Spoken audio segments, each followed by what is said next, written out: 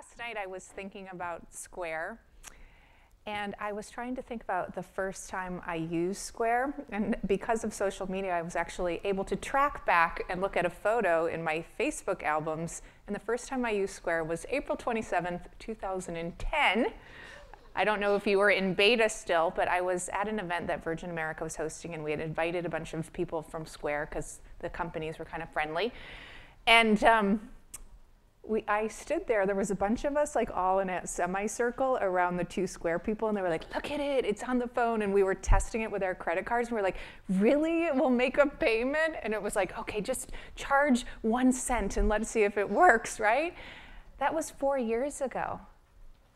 In 4 years, the company has grown from launching this category-changing product to a company that has $6 billion worth of payments that are processed annually. So just thinking about that timeline and how disruptive they've been, I mean, now if you go to the farmer's market, or if you're in Uber, if you're any place where you expect them to have that and it's not there, you're like, well, how come they can't take my payment? So things are changing very, very rapidly.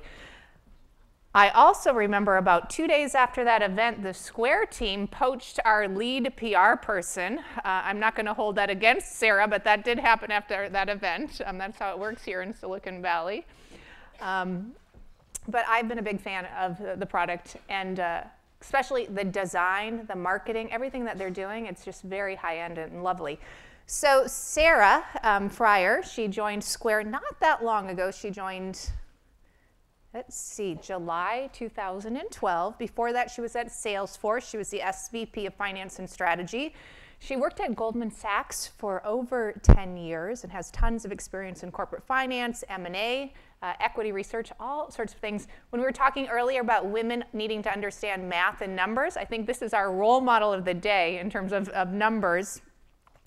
She, gosh, I was looking at her tweets. You don't really tweet that much. You said something about being squared, and so I'm wondering if I'm being squared by being here.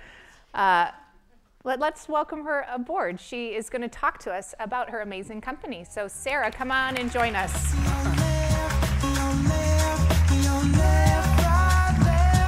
Lovely to meet you. Yeah, for being here. lovely to meet you. I promise we won't poach any people today.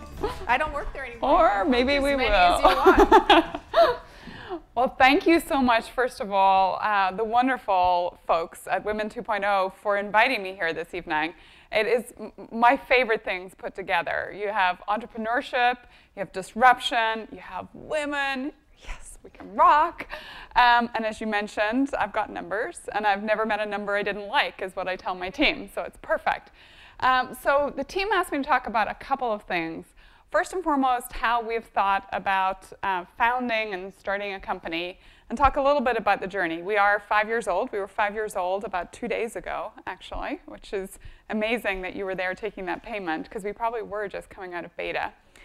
Talk a little bit about how we value our people at Square, how we build a culture, in particular how we think about women at Square, because it is very near and dear to all of our hearts to get more women into STEM, science, technology, engineering, math, and then more importantly, get them into the workforce, particularly in areas like engineering.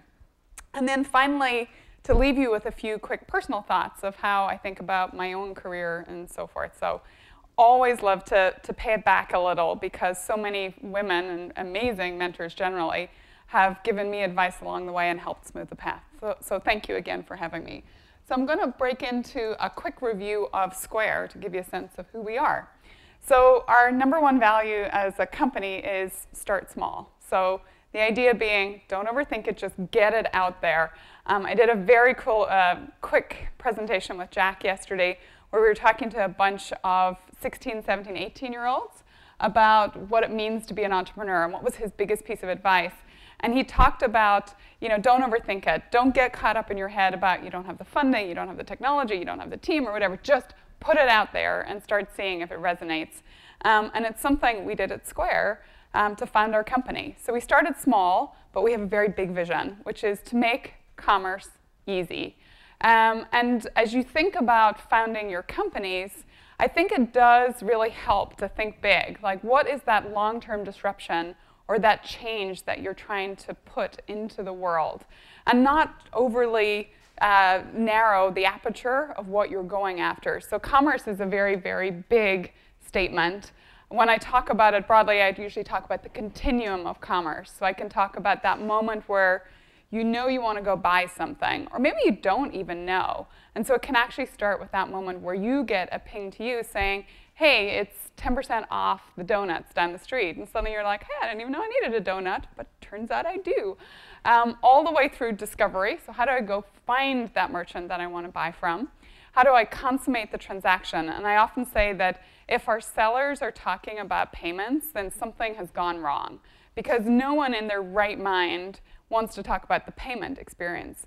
They want to talk about their beautiful product that they have spent so much time baking. Maybe it's a cupcake. Maybe it's stitching and sewing it together, all the way up to our very biggest merchants like a Starbucks that's just crafted a cappuccino for you. But they don't want to be talking about the payment. The payment should fade into the background. And then ultimately, commerce is a very social experience. I think we all know how much we love to share the things that we've bought, the things that have really excited us in life. And so we want to close that loop as we think about Square, allowing you to create that ongoing conversation. Maybe it's between you and the seller. Maybe it's between you and other buyers. So we thought very big about our vision, despite the start small moment. So what was start small for us? So you may not know exactly what this is, but it's a glass faucet. And I'm British, so we call it a glass tap in the UK. It doesn't sound quite as fancy, but a glass faucet crafted by our co-founder, Jim McKelvey. So Jim is a glass blower in his spare time, and he creates these beautiful things. And so someone came into a store and wanted to buy one of these beautiful glass faucets, but they cost thousands of dollars, $2,000, $3,000. And that woman didn't have the cash in her wallet, and she didn't carry a checkbook. And so Jim effectively lost the sale. And so, $2,000 to $3,000 for a merchant like Jim is paying rent for the month, for example. It's a big loss. And at that moment, he recognized a need. So he called his great friend Jack Dorsey, who effectively said, okay, we have these machines in our pocket that have more CPU on them than a mainframe of 30-odd years ago. We must be able to crack this problem. And so very quickly, they shifted into that moment where they created our iconic Square that was simple. Inside, it's not that simple, and creating a payment rail is not very simple. But the idea is for those of you experiencing it, it needs to be simple. Even my mom can use Square, which says something. And I think the other piece of making it iconic is that our name, when you think about a brand and how do you create this whole idea of an experience, we wanted something that really you'd remember. It's a square. Now, I won't tell on Jack and Jim that their original name was Squirrel. Don't tweet that. I don't even remember why. I was like collecting nuts or something. I don't know. But thank God they ended up with Square, and hence Square became our iconic brand. So from there, let's talk a little bit about our growth story and how we ended up where we ended up. So I think the other thing that is great about the way Square crafts the experience and talks about their customers is we try to make it very, very personal. And so I think as all of you are thinking about founding your businesses, how do you bring that narrative to life? So a narrative is a phrase I have learned post getting to Square. Before that, I knew about things like PowerPoint presentations. They're really not as engaging as narratives.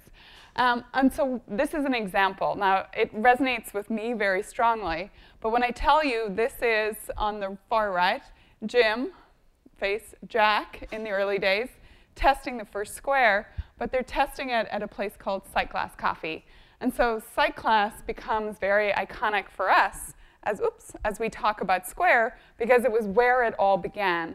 To the point where now when folks join Square, they go through Square One. We are a company of puns.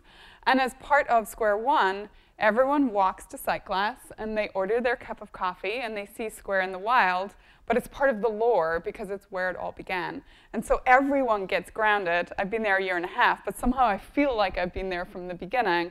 And so it starts to create that real sense of culture, both for Squares, but then as we go out into the world and talk about our story, it has this really strong power to it. Of course, Square is growing, and so we did start small with our little reader, and we morphed last summer into actually having a bigger piece of hardware.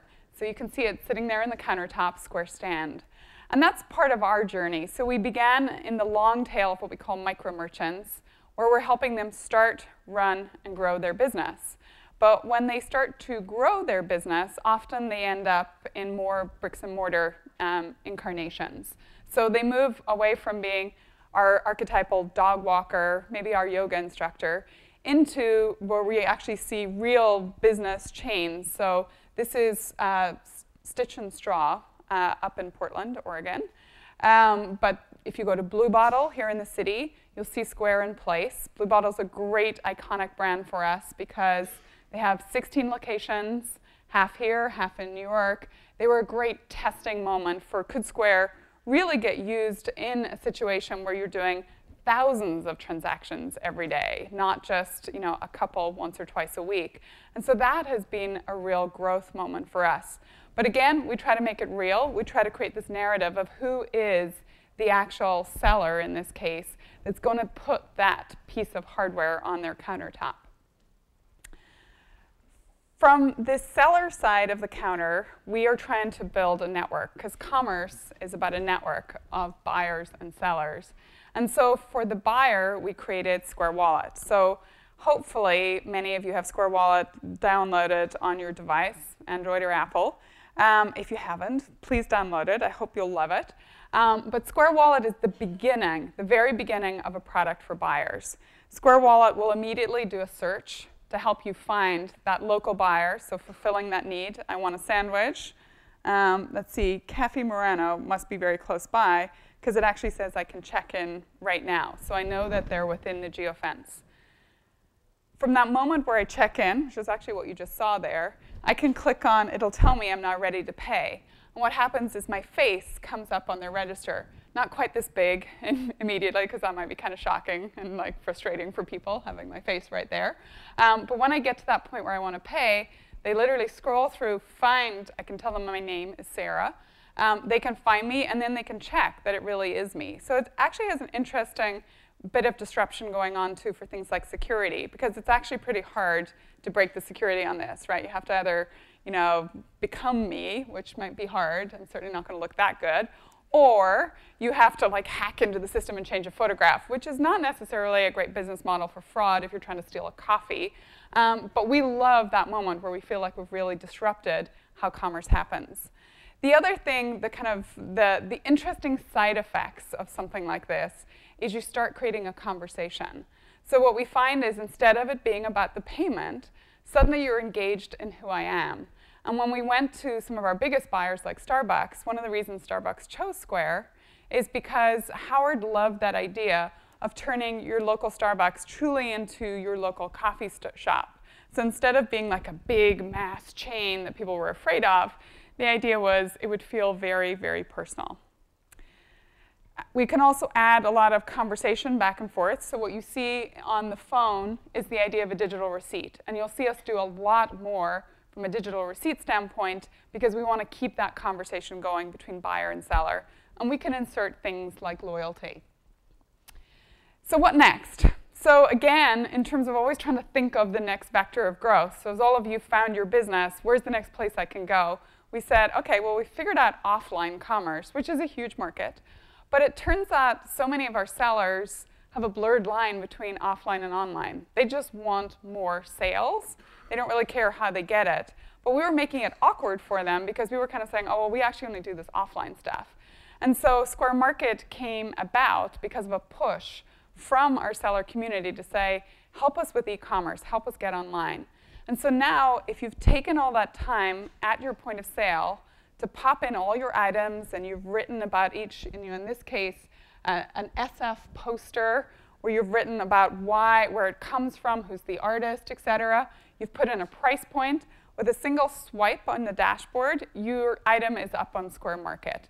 And then it's very searchable. If I'm looking for gifts to take home to the UK about San Francisco, this is the sort of thing that would pop up. And so again, we wanted to make it super, super easy for the seller. So what I love about it, actually I'm not going to pull it out right now because I'll damage my mic, but I have a little necklace on that has an S on it that I bought the day Square Market launched, which I loved on many fronts. A, I could shop before 6 a.m. Just think how great that was. My husband is terrified. He thinks it's great that I work so that shops are closed either side of my workday, but now they're open on Square Market. But it also meant I could shop local. In this case, a seller in Austin, Texas, who I would have had no reason to ever come across. But taking local sellers national, and one day we certainly hope global, is a big part of the mission of Square. So back to the buyer side of the network. So we were hard at work last year in 2013. So this is another product that we launched called Square Cash. So it's for P2P payments. And again, this is a product I hope you all actually will use. So please take a look at it. It's a great way to split the bill. It's a great way to pay someone back for the valet parking, which in Jack's case is what he'd borrowed 20 bucks from me, and he came up with this idea of how to pay me back, which is an entire product. Square Cash is simple. It is sending cash over an email. So it begins with creating an email. You could do it right now from your email account. You just fill in the name of someone you want to send money to. You copy cash@square.com. And in the subject line, you put the amount. And you can put more writing there. You could say $25 for dinner last night. But you just need to have the amount, the number. You can fill out more in the email if you want. You don't even need to. And you just hit send. If you're a first-time sender, then in effect, what you'll get is an email back saying link your debit card. And we thought really hard about this because we know there are other P2P products out there. Right? Clearly, I'm not going to mention my competitors, but they've clearly been around for a long time. But what they make you do is download an app. And as soon as I start having to download an app, suddenly I've excluded a vast quantity of the population that's not super comfortable with downloading apps and the like. My piano teacher, Dr. Connie, 70 years old, no fancy phones. She does not want to download an app, but she does have email. We also wanted it to be something in your pocket, a debit card, rather than going to look for your checkbook and find your routing number and all those awkward things. So you get an email saying link your debit card, and then the transaction flows to whoever you're sending it to. They similarly get an email from Square saying Sarah, in this case, or Caitlin, has sent you money, link your debit card. And immediately that they link, there's an immediate flow of funds. So there's no stored value. You don't have to put 20 bucks up in like the cloud and someday use it. It literally flows, and it's in your bank account, usually within a day or two. And we're trying to push the product to see if we can do it real time. You'll get a nice email saying cash is sent, and in fact, if you go back, you'll get a sense of has Sarah actually deposited it or whoever you're sending it to. So it was a big reinvention of the idea of sending money. It took a lot of time and effort, but the point I would make about it for me was the day Jack told me about this product, we're sitting in a booth. Thank God we were sitting down because I might have fallen over. He's like, so what do you think? I'm going to send cash over email. I'm the CFO. I'm head of risk. I'm like, holy, I am terrified. And all I can think of is all the reasons to say no. And I think what a great entrepreneur teaches you is you have to find all the reasons to say yes. Figure out all the blockers and keep knocking them down. And so if there's one message I would leave as I think about what I've learned working in a very entrepreneurial environment, it's always the how can I say yes to this, not your first kind of reaction, which is usually, how can I say no to this? From there, we've gone global, and I guess the message here is, the great news is commerce is global, so picking a space that just naturally, inherently goes global is a good one. I was listening to the healthcare panel.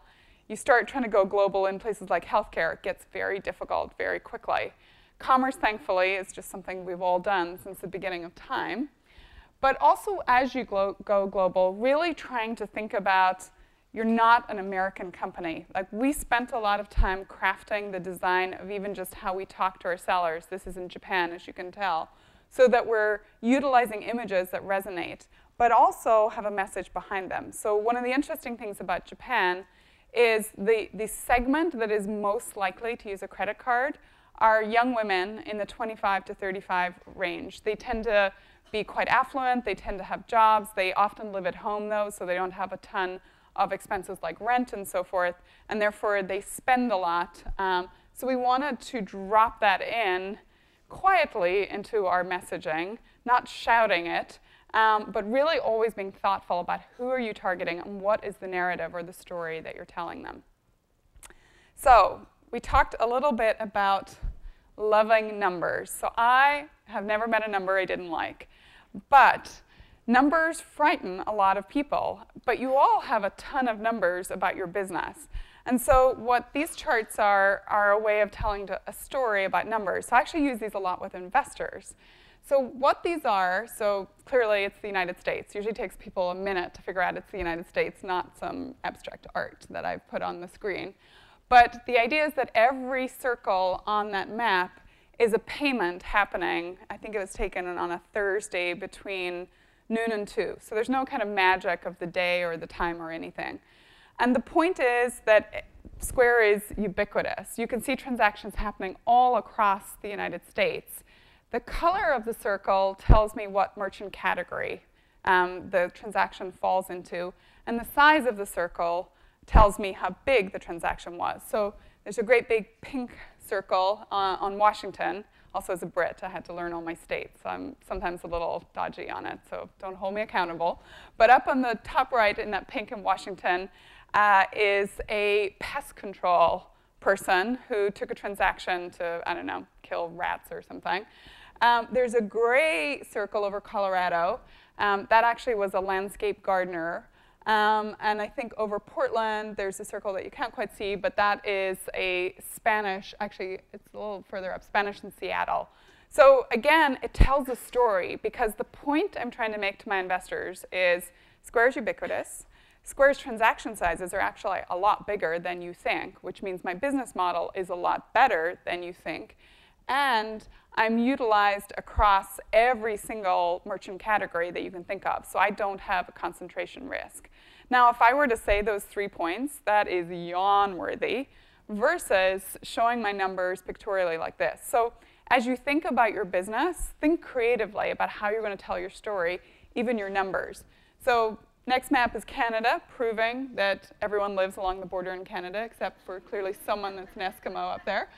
But Japan, we use this a lot with the Japanese government because we want the regulators to love us. It's hard when you go into a market and talk payments. And what they love about this map of Japan is it also proves that Square is resonating across every prefecture. It's not just about Tokyo. And what the Japanese government is trying to enact at the moment is the rebirth of the economy, which starts with small businesses. And particularly when you get out into some of those prefectures up towards the north, they all were hit terribly by the tsunami. So again, it has this very potent story, and yet sitting behind it is just a bunch of numbers. So what else is Square about? So we're here to talk to amazing entrepreneurs, and we wanted to make the point that we care a lot internally about having a strong mission, and about disrupting, and about bringing change to the world. Part of Jack's Square One walk with Squares is going to the Gandhi statue and talking about being the change that you want to see in the world. So one of the things I care passionately about is how do we empower more women. So I love talking about numbers, the fact that 50% of all of the merchants on Square are female, compared to only 30% in the United States. So I love that we seem to resonate with a female audience. So then, in terms of building a business, I also wanted to talk about how do you value your culture. So we talk a lot about making Square a really fun, exciting place to be. So this is Square Games. We did this over on Treasure Island. And I show it because we have a really young population. I regularly have people tell me I'm the grown-up in the room, or they wish they looked like I did after they had 2 kids. I'm like, okay, it's not a compliment, but thank you. But we thought about, you can think, you can do an event, right? All companies do their corporate outing, and we debated long and hard about what sort of corporate offsite would we do. And then we realized that we could do really expensive things, or we could do Square Games, where we effectively made our own games up. It was super competitive. We had a whole week running into it where people were tweeting what team they were on. But again, it was about starting something from the ground up that people were excited about, not top down, here's our corporate offsite, because otherwise we'd have gone to Napa to wine taste, which would be my idea. But anyways, I'm old and the grown-up in the room. We also want to disrupt our whole ecosystem.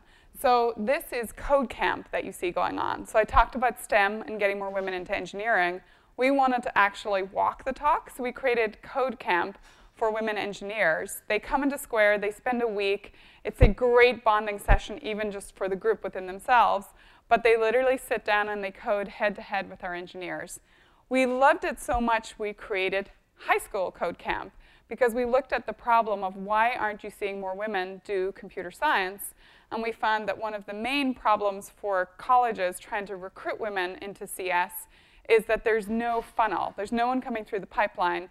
Very few girls take any sort of high school AP computer science course. So we did some investigation in San Francisco as to which are the schools offering it. We discovered it was offered really only as almost like a video tutorial style that you did on your own. There was nothing real about it. And we said, that's awful. And so a bunch of our actually male engineers put together a curriculum for high school, and they've started to teach AP CS to a bunch of high school women, girls. And it's just amazing. Like, it makes the whole company feel great when they show up for their classes once a week. We also, though, think about the good and welfare of squares. So Hack Week is a great example. We do it once a quarter. I love it because it just unleashes this creativity throughout the organization. And it's not just about engineers. It's about everyone in Square partaking. So the finance team gets really excited about it, the people team, the council team. And in fact, some of our best products, like Square Cash, were birthed out of things like Hack Week. And then don't forget the space you're in. I walk into a lot of companies, and I think Square's made me now overly sensitive to this. But so my phrase for my team is tuck in your chairs. So I always say, you're at home, you're an owner, you own this place. Would you leave your kitchen or your dining room with like dirty cups? Would you leave the chairs just lying all around the room? That's a good catch. My husband would be proud of me. And the answer is like, no, of course you wouldn't. And so at Square, we really want people to feel like this is the space they own. But we also want messages like collaboration to come across, transparency. So you can see all of our, effectively, all of our conference rooms are all glass. So there's no hiding of things. We're a company that sends notes on every single meeting that happens at Square. Someone writes notes and sends it to a distribution list called NoteSat. So you can read about everything going on. We even send our board meeting notes out to the company. So, you know, again, as the CFO, sometimes I have a little mini heart attack, but I'm like, well, I got to get with the program. Okay, we're going to share it all. We'll see what it's like if we ever become public. But anyways, for now, it's a good thing. And there's no offices. Like, people will often say, where's Jack's office? I'm like, he doesn't have one. He doesn't even have a desk. Again, he's trying to lead from the top and say, we're not a company where people go into small, secretive spaces. We're a company who make decisions right out in the wild. So then, to bring it home, because I realize I'm right on time, so hopefully you're going to give me 5 minutes. Just a little personal. I have 4 tenants. I work at Square. Everything moved to 4s in my life. But what I normally tell people who come ask for either whether it's career advice or just a little bit of like life advice, and please, you don't have to take it. You can just ignore this bit. But I always say, first and foremost, get an adrenaline rush, right? Life is too short. You should feel alive every single day. So adrenaline is usually the terror that I feel when the next great idea comes from one of my engineers, it comes from Jack. But it is a magical moment. And if I have one regret in my career, is that towards the end of my time at Goldman, where I had an amazing experience and only have good things to say, but the last couple of years there, I definitely felt like I was in a holding pattern. I couldn't quite put my finger on it. I knew I was good at my job. I'm like, God damn it, I'm good at my job. But it just I didn't go to work and be like terrified. So, you know, I spent a lot of time trying to create other ways to get a little bit more terrified, whether it was like, I went to China and took a whole bunch of investors with me, or I just wanted to create new experiences, but I was solving for the wrong problem. So the best thing I did was to take that leap and go do something different, which I think all of you are already doing since you're starting businesses and so on. Do what you love, and use this a lot to say to people, don't, people are like, I don't know what I want to do. And I'm like, well, what do you, start from first principles. Instead of going to look for that perfect job, start from the beginning of like, what is it that matters to you? In fact, the Lululemon ladies upstairs are doing a really cool thing, if you haven't done it, where you pick little badges and you end up with the thing that's most important to you. But if I think about, for me, what I'm passionate about, I love to travel. So, ergo, I should have been, a travel agent of some sort. Well, no, but I look for jobs where travel is part of them, interesting travel. So I got to go to Europe last week with Square because we're thinking about how do we lay tracks in different countries and so on. It was fun to go experience different cultures with a different lens on. So find those things that are really important to you and then weave them into your job. When I took the trip to China, it was right towards the end of my career where I was at Goldman, where I was a little bit bored, and I was like, I don't care, I just want to travel, I want to go to China, I'm going to go to China. I took these investors to China, and it became like, it was like, oh my God, Sarah did this trip, everyone loved that I did it. Little did they know I just wanted to go to China. But it became like this moment where people were like, wow, she's really good at her job. How ironic, because I was thinking of leaving it. But anyways, do what you love. Pay it back. So we think about this in two ways at Square. There's how the company can give back. So this is something we call clean streets, or hashtag clean streets, since we live a lot by Twitter handles. We go out every Friday at 1 o'clock in our neighborhood. We collect trash, kind of coming from the broken windows philosophy of if you are seen to be cleaning up, it starts to help others care about their neighborhood. We're a startup. We've tended to live in the less salubrious areas of San Francisco. So often when we come back at the end, we weigh all the trash that we picked up. We also count how many syringes we picked up. It's quite sad. But I'm always amazed when I'm out there how many even homeless people stop me and say, what are you doing? When we explain what we're doing, they thank you. They just want to have a conversation and have a human interaction. And I think sometimes we forget that. So again, in building a culture and building a company, the pay it back moment, I think, is incredibly important. And then my fourth is, develop a personal board of directors. It's a very kind of fancy term for the idea of thinking broadly about who your mentors, who your role models are going to be in life. So if I go around my square a little, I'll go top to bottom. It's good to have someone that you work with to be that role model. They can be really honest about what you're doing right, but look for the people who will give you the critique. It's the only way you'll ever get better. I really appreciate that, actually, about my current colleagues in that it's good critique. They have definitely pushed me to do things that are out of my comfort zone. I also think it's great to aspire to role models. So I put Condoleezza Rice on here. I think she's amazing. I have a total crush on her. But before Condi, I would have put Mark Benioff here. So I had somewhat interacted with Benioff when I was at Goldman. I covered Salesforce as an equity analyst. But I was like, Mark Benioff's not going to be my mentor. But I decided I would kind of stalk him into it. So I did. I kept emailing him, asking him questions. And it really paid off to that day where I decided I did want to change careers. I called Mark and said, hey, I'm thinking about a career change. What do you think of these? I was actually asking him about a couple of private companies. And he called me back within 5 minutes. And he was like, don't worry about all those private companies. Come work with me. But the point is more that you really should aspire. Don't do the mentor me moment. That is frustrating as a mentor. I'm like, I don't know what to do with you. But go with a question, something tangible people can answer. If they can answer it in 10 minutes or less, it's even better. Fit around their schedule. My mentor at Goldman, I used to literally take a cab with her from the tip of Manhattan to Midtown to her clients to get that 25 minutes in a cab with her. And then I would take the cab, rather sadly, back to Goldman again to go back to work. But I wanted to fit around her schedule. This David Viniar, you may not recognize, actually is the ex-CFO of Goldman, and he's actually on my board of directors, so there's a little bit of a pun in that. But he used to work with me in a different context, and so actually I find his advice and his mentorship today even more interesting because he's seen me in different guises in my career. And then finally, these are my kids.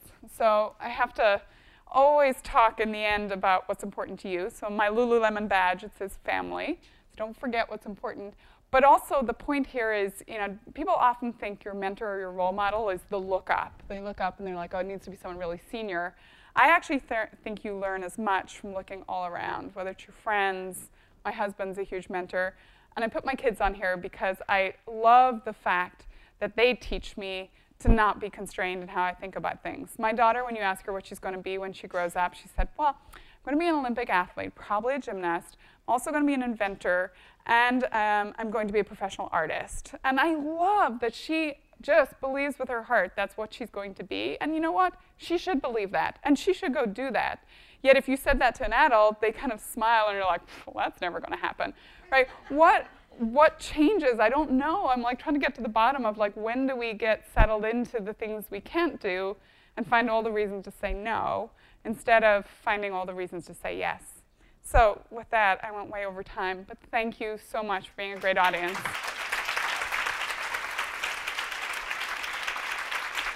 Do you want to take a question? We loved having you here, and don't worry, going over time was fine because very inspiring. I think that my takeaway at the end, I love that about really like raising the bar and doing more. I think we should allow at least one or two questions because I know a lot of you really had some questions. So here's one right back here. Hi, Sarah. Thanks for taking the time. So this is really about Square's vision going forward. As a local payer, one of the hardest things is to try to scale. Yep. And as an entrepreneur, you're always thinking about scaling and how are you going to get bigger and bigger and bigger.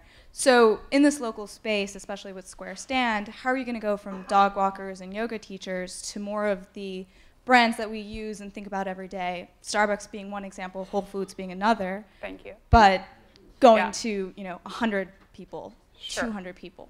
Yeah, so you should come join our strategy meetings because this is what we talk about every Monday morning. So a big part of it is understanding what your customers want. It sounds so obvious. One thing I fear a little sometimes about Square is, we have this beautiful space. We love hanging out in it. We all love each other. It's a love fest.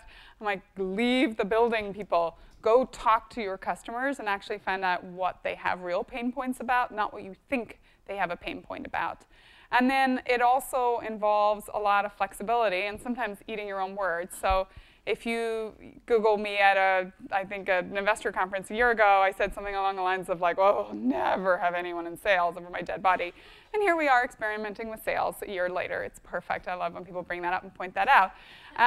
But why are we experimenting with something like that? It's because we've realized as we get into bigger merchants, they absolutely want that human face. It can't just be completely everything done kind of at arm's length. We recognize that people want better support. We hear this and we want to fix this and have a much better experience for our sellers. We've also thought a little bit about things like pricing. So part of the simplicity of Square, I didn't talk about with just the hardware, but it's one single price to process, 2.75%. But we realized when we talk to slightly bigger merchants, even if they're 10 stores to 100 stores, so they're still not big merchants, but they're price sensitive in a way that the long tail is getting a great deal at 2.75%. But when you get into bigger merchants, they've had more ability to negotiate. So we have said, okay, we'll do dynamic pricing. We'll look at the merchant category you belong to. We'll look at how big you are in terms of your sales.